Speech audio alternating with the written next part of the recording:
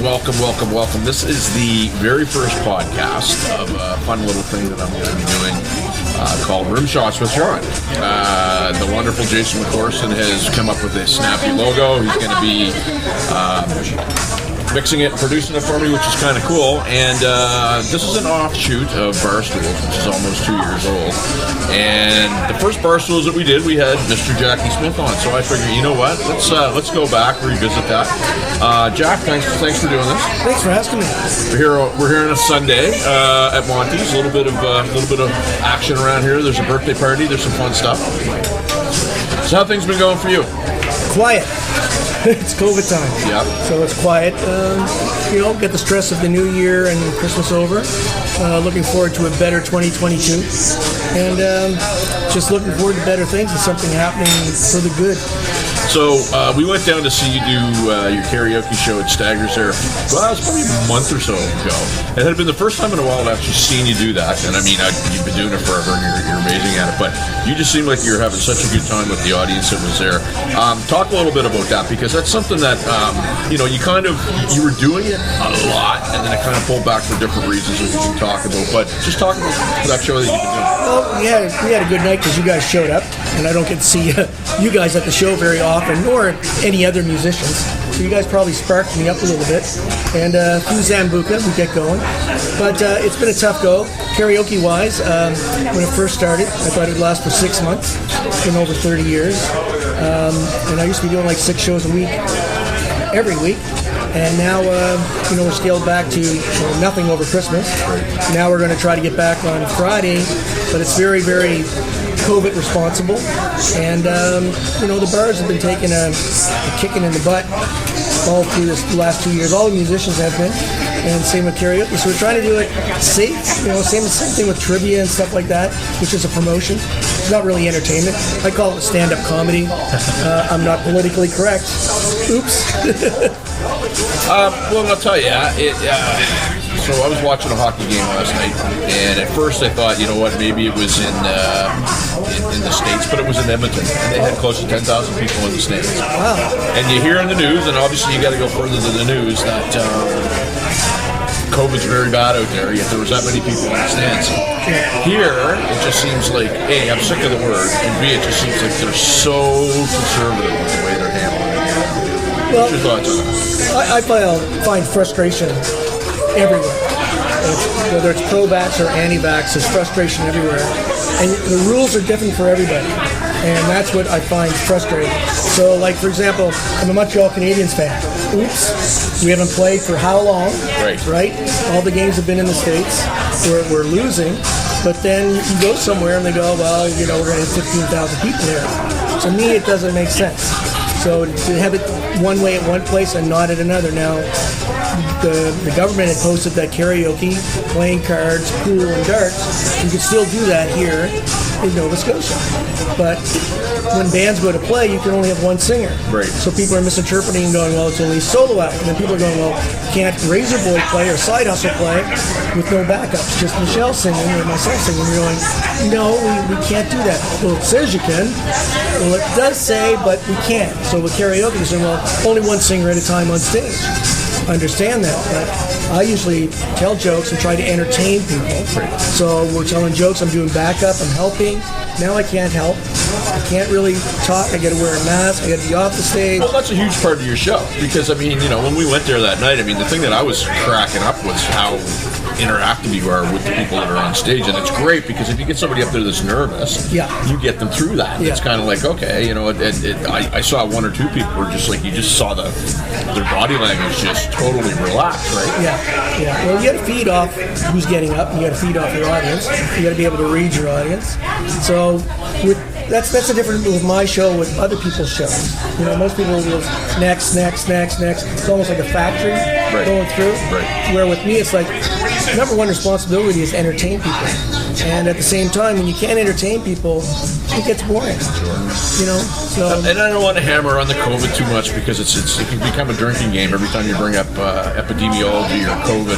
Take a drink, and it gets a little silly. But one of the things, I have a couple friends that live in the States, and they were at shows down in Key West, Florida this past weekend that had 30,000 and 40,000 people. Yeah. And you got to think, okay, how come we're so smart and they're not? Like, what's going on? And if this is one of those pandemic things that doesn't pick and choose, well, then how come the States has one set of rules and we have another set? And you know what? It's almost city to city because there's different rules in Windsor than there is here in Halifax.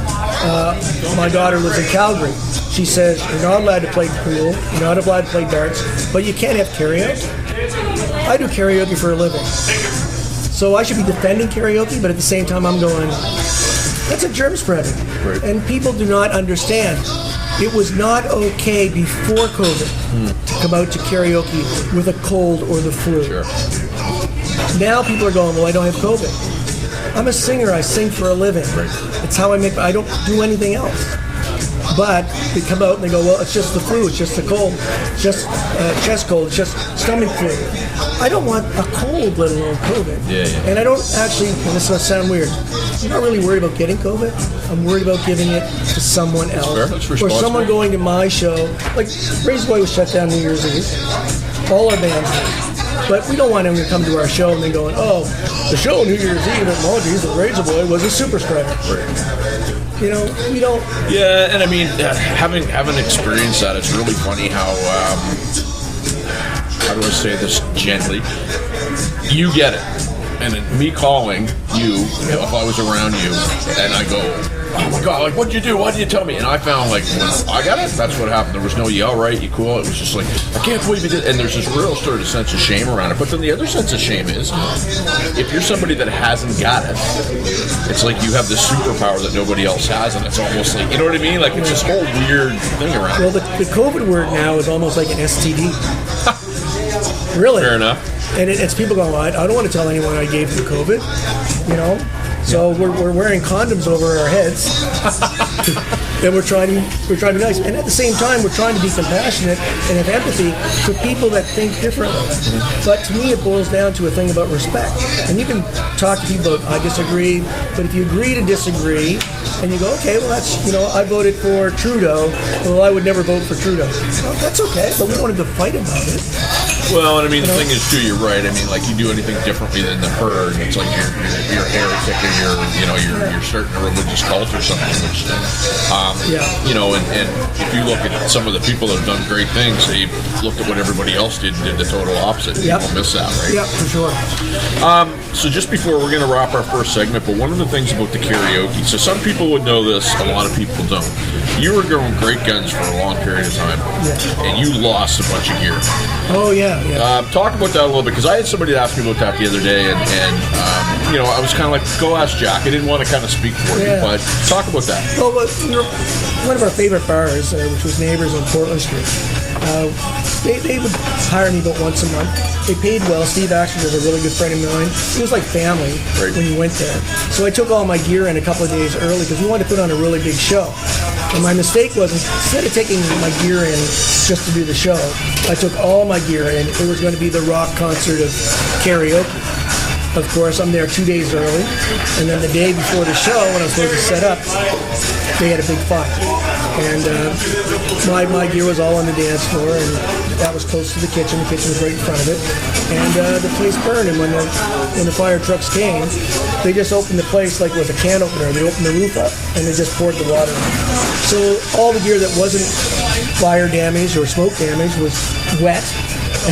And then the funny thing about it is you got this abandoned building full of soot, and the people next door go in and break in and steal all the gear that doesn't work. And the funny thing is we're going, okay, well, who stole the gear? Well, let's follow the soot marks and the tire marks from the road cases right up to the building, up to the front, to the door, black handprints on the door, knock, knock, knock, gear standing there. So it was pretty funny. So the good thing is Dave Smith and Caesar and a bunch of my other friends like Craig Blacklock got together and had a benefit for me. And we raised like $7,000. And it got me back to work.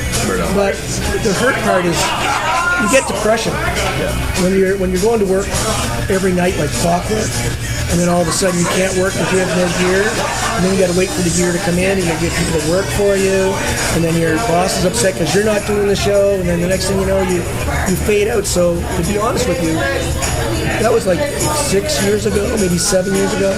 It has never been the same since for me. You know. So we're going to take our first break, and this will be segment 1, and we're going to go back and we're going to talk about that in a second, because I think that with everything that's going on right now, it's a good thing for everybody here. Yeah. Fair enough. We'll be back. Great.